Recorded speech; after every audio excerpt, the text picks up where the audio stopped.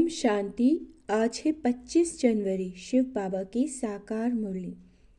आज मीठे बाबा कहते हैं, मीठे बच्चे, चुस्त स्टूडेंट बन, अच्छे मार्क्स से पास होने का पुरुषार्थ करो। सुस्त स्टूडेंट नहीं बनना। सुस्त वह जिन्हें सारा दिन मित्र संबंधी याद आते हैं। प्रश्न, संगम युग पर सबसे तकदीरवान किसको कहेंगे? उत्तर, जिन्होंने अपना तन मन धन सब सफल किया वह कर रही हैं, वो है तकदीरवान। कोई कोई तो बहुत मनहूस होते हैं, फिर समझा जाता है तकदीर में नहीं। समझते नहीं कि विनाश सामने खड़ा है, कुछ तो कर ले। तकदीरवान बच्चे समझते हैं बाप अभी सम्मुख आया है, हम अपना सब कुछ सफल कर ले।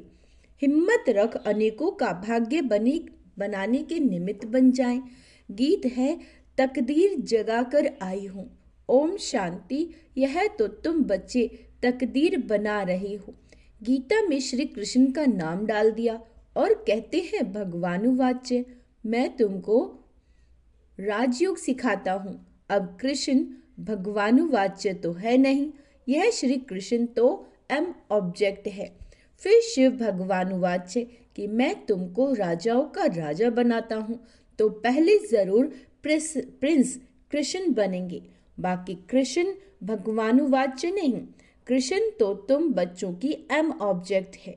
ये पाठशाला है, भगवान पढ़ाते हैं, तुम सब प्रिंस प्रिंसेस बनते हो। बात कहते हैं, बहुत जन्मों के अंत के भी अंत में मैं तुमको यह ज्ञान सुनाता हूँ। फिर सो कृष्ण श्री कृष्ण बनने लिए इस पाठशाला का टीचर शिव बाबा है, श्री कृष्ण नहीं। शिव बाबा ही दैवी धर्म की स्थापना करते हैं। तुम बच्चे कहते हो हम आए हैं तकदीर बनाने। आत्मा जानती है हम परम पिता परमात्मा से अब तकदीर बनाने आए हैं। यह है प्रिंस प्रिंसेस बनने की तकदीर। राजयोग है ना। शिव बाबा द्वारा पहले पहले स्वर्ग के 2 पत्ते राधे कृष्ण निकलते हैं। यह जो चित्र बनाया है ये ठीक है समझाने के लिए। गीता के ज्ञान से ही तकदीर बनती है। तकदीर जगी थी सो फिर फूट गई। बहुत जन्मों के अंत में तुम एकदम तमो प्रधान बैगर बन गए हो, अब फिर प्रिंस बनना है। पहले तो जरूर राधा कृष्ण ही बनेंगे, फिर उन्हों की भी राजधानी चलती है। सिर्फ एक तो नहीं होगा ना। स्वयंवर बाद राधा कृष्ण सो फिर लक्ष्मी नारायण बनते हैं। नर से प्रिंस और व नारायण बनना एक ही बात है। तुम बच्चे जानते हो यह लक्ष्मी नारायण स्वर्ग के मालिक थे। जरूर संगम पर ही स्थापना हुई होगी, इसीलिए संगम को पुरुषोत्तम युग कहा जाता है। आदि सनातन देवी देवता धर्म की स्थापना होती है, बाकी और सब धर्म विनाश हो जाएंगे। सतयुग में बरोबर एक ही धर्म था। वो हिस्ट्री ज्योग्राफी जरूर फिर से रिपीट होनी है। फिर से स्वर्ग की स्थापना होगी जिसमें लक्ष्मी नारायण का राज्य था, परिस्तान था। बाबा कहते अभी तो कब्रिस्तान है, सब काम चिता पर बैठ भस्म हो जाएंगे। सतयुग में तुम महल आदि बनाएंगे। ऐसे नहीं कि नीचे से कोई सोने की द्वारिका या लंका निकल आएगी। द्वारिका हो सकती है, लंका तो नहीं होगी। गोल्डन एज कहा जाता है राम राज्य को। सच्चा सोना जो था वो सब लुट गया। तुम समझाते हो भारत कितना धनवान था, अभी तो कंगाल है। कंगाल अक्षर लिखना कोई बुरी बात नहीं है, तुम समझा सकते हो। सतयुग में एक ही धर्म था, वहां और कोई धर्म हो ही नहीं सकता। कई कहते हैं ये कैसे हो सकता है, क्या सिर्फ देवता ही होंगे सतयुग में? अनेक मतांतर हैं, एक ना मिले दूसरे से। कितना वंडर है, कितने एक्टर्स हैं। अभी स्वर्ग की स्थापना हो रही है, हम स्वर्गवासी बनते हैं। यह याद रहे तो सदा हर्षित मुख रहेंगे। तुम बच्चों को बहुत खुशी रहनी चाहिए।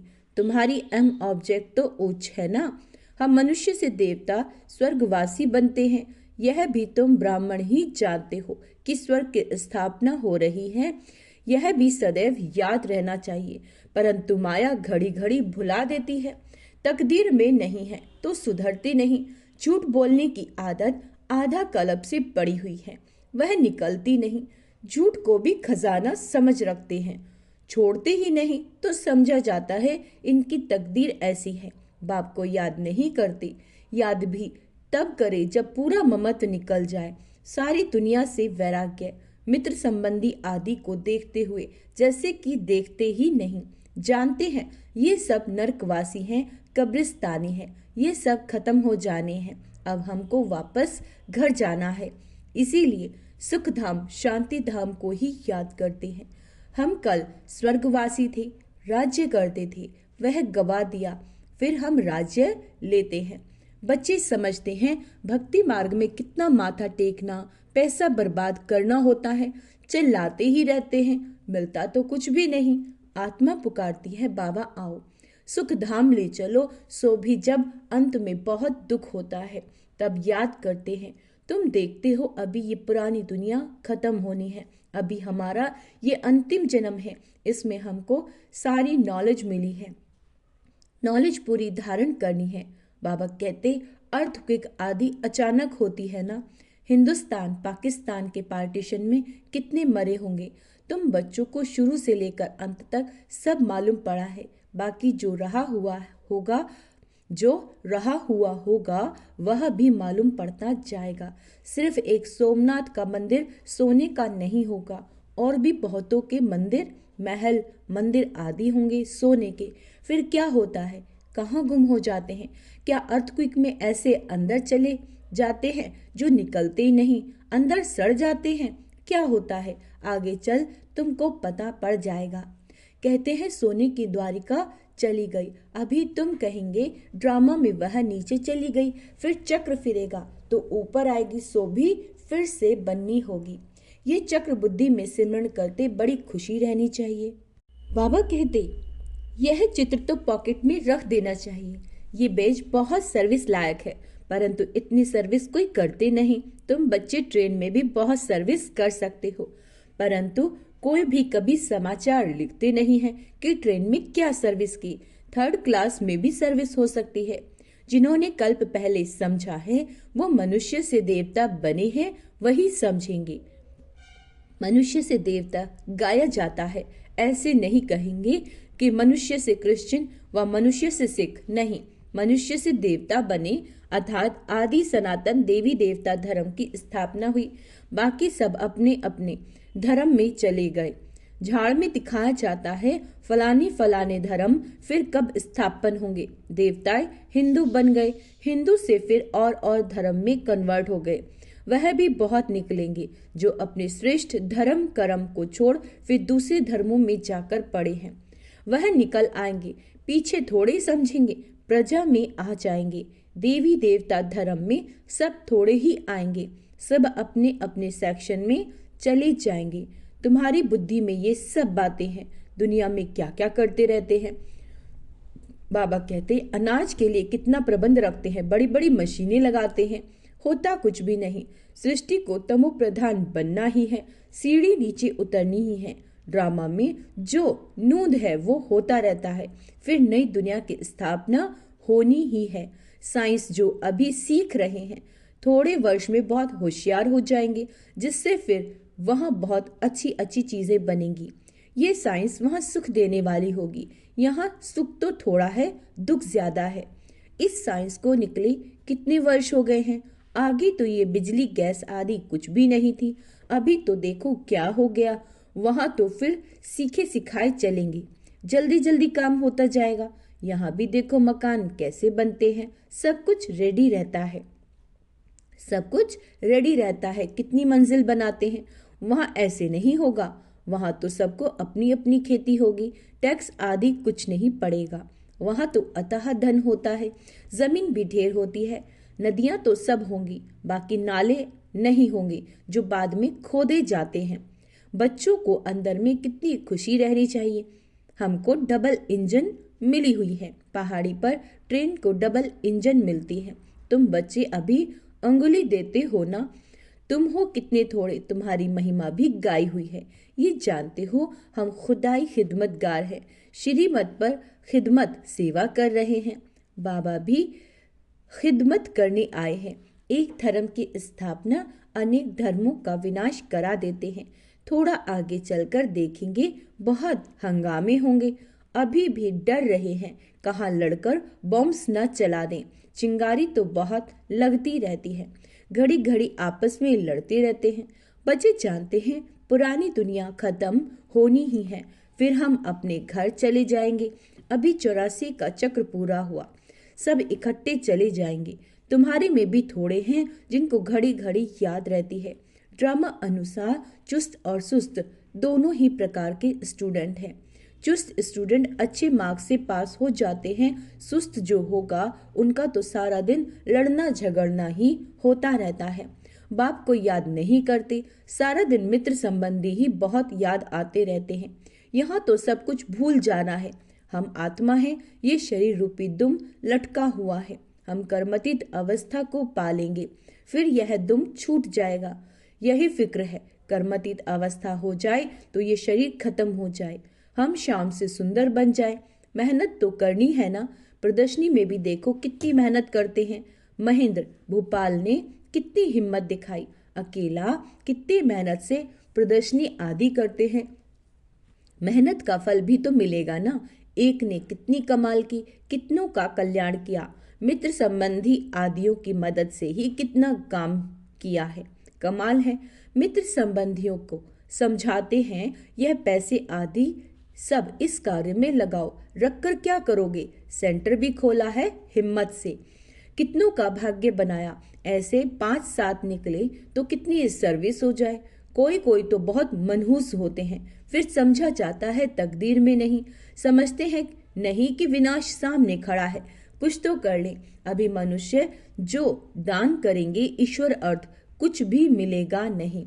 ईश्वर तो अभी आया है स्वर्ग की स्था राजाई देने, दान पुण्य करने वालों को कुछ भी मिलेगा नहीं। संगम पर जिन्होंने अपना तन मन धन सब सफल किया वह कर रहे हैं, वह है तकदीरवान। परंतु तकदीर में नहीं है तो समझते ही नहीं। तुम जानते हो वह भी ब्राह्मण, हम भी ब्राह्मण, हम हैं प्रजापिता ब्रह्मा कुमार कुमारियां। इतने ढेर ब्राह्मण, वह है कक वंशावली, तुम हो मुख वंशावली। शिव जयंती संगम पर होती है। अब स्वर्ग बनाने लिए बाप मंत्र देते हैं, मन मना भव, मुझे याद करो तो तुम पवित्र बन पवित्र दुनिया का मालिक बन जाएंगे। ऐसे युक्ति से पर्चे छपाने चाहिए। दुनिया में मरते तो बहुत हैं, जहां भी बाबा कहते जहां भी कोई मरे तो वह पर्चे बांटने चाहिए। बाप जब आते हैं तभी पुरानी दुनिया का विनाश होता है और उसके बाद स्वर्ग के द्वार खुलते हैं। अगर कोई सुख धाम चलना चाहे तो यह मंत्र है मन मना भव। ऐसा रसीला छपा हुआ पर्चा सबके पास हो, शमशान में भी बांट सकते हैं। बच्चों को सर्विस का शौक चाहिए, सर्विस की युक्तियां तो बहुत बतलाते हैं, ये तो अच्छी रीति लिख देना चाहिए। एम ऑब्जेक्ट तो लिखा हुआ है, समझाने की बड़ी अच्छी युक्ति चाहिए। अच्छा, मीठे मीठे सिक्के लदे बच्चों प्रति माता पिता बाप दादा का याद प्यार और गुड मॉर्निंग। रूहानी बाप की रूहानी बच्चों को नमस्ते। हम रूहानी बच्चों की रूहानी माता पिता बाप दादा को याद प्यार गुड मॉर्निंग नमस्ते। मीठे बाबा, शुक्रिया बाबा, शुक्रिया।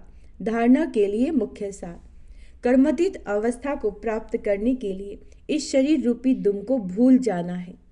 कर्मतीत अवस्था को प्राप्त करने के लिए इस शरीर रूपी दुम को भूल जाना है। एक बाप के सिवाय कोई मित्र संबंधी आदि याद न आए, ये मेहनत करनी है। श्रीमत पर खुदाई खिदमतगार बनना है। तन मन धन सब सफल कर अपनी ऊंची तकदीर बनानी है। वरदान है कर्म भोग रूपी परिस्थिति की, कर्म भोग रूपी परिस्थिति की आकर्षण को भी समाप्त करने वाले संपूर्ण नष्टो मोहा भाव। अभी तक प्रकृति द्वारा बनी हुई परिस्थितियां अवस्था को अपनी तरफ कुछ न कुछ आकर्षित करती हैं। सबसे ज्यादा अपनी देह के हिसाब किताब रहे हुए कर्म भोग के रूप में आने वाली परिस्थिति अपनी तरफ आकर्षित करती है। जब यह भी आकर्षण समाप्त हो जाए तब कहेंगे संपूर्ण नष्ट मोह। कोई भी देह की और देह की दुनिया की परिस्थिति स्थिति को हिला नहीं सके। क्या कहा है बाबा ने? कोई भी देह की व देह की दुनिया की परिस्थिति हमारी जो मानसिक स्थिति है, बुद्धि को हिला ना सके, यही संपूर्ण स्टेज है। जब ऐसी स्टेज पर पहुंच जाए तब सेकंड में मास्टर सर्वशक्तिवान स्वरूप में सहज स्थित हो सकेंगे। स्लोगन: पवित्रता का व्रत सबसे श्रेष्ठ सत्यनारायण का व्रत है। इसमें ही अति इंद्रिय सुख समाया है। अपनी शक्तिशाली मनसा द्वारा सकाश देने की सेवा करो। मनसा सेवा बेहद की सेवा है। जितना आप मनसा से, वाणी से स्वयं सैंपल बनेंगे तो सैंपल को देख के स्वतः ही आकर्षित होंगे। कोई भी स्थूल कार्य करते मनसा द्वारा वाइब्रेशन फैलाने की सेवा करो। कोई भी कार्य करते हुए यानी हमें सकाश देनी है। जैसे कोई बिजनेसमैन तो स्वप्न में भी अपना बिजनेस देखता है, ऐसे आपका काम है विश्व कल्याण करना। यही आपका ऑक्यूपेशन है। इस ऑक्यूपेशन को स्मृति में रख सदा सेवा में बिजी रहो। अच्छा, ओम शांति। तो आज का स्वमान अभ्यास करेंगे। मैं परम पवित्र आत्मा हूँ। मैं संपूर्ण नष्ट मोह आत्मा हूँ। मैं खुदाई खिदमतकार हूँ। अच्छा, ओम शांति।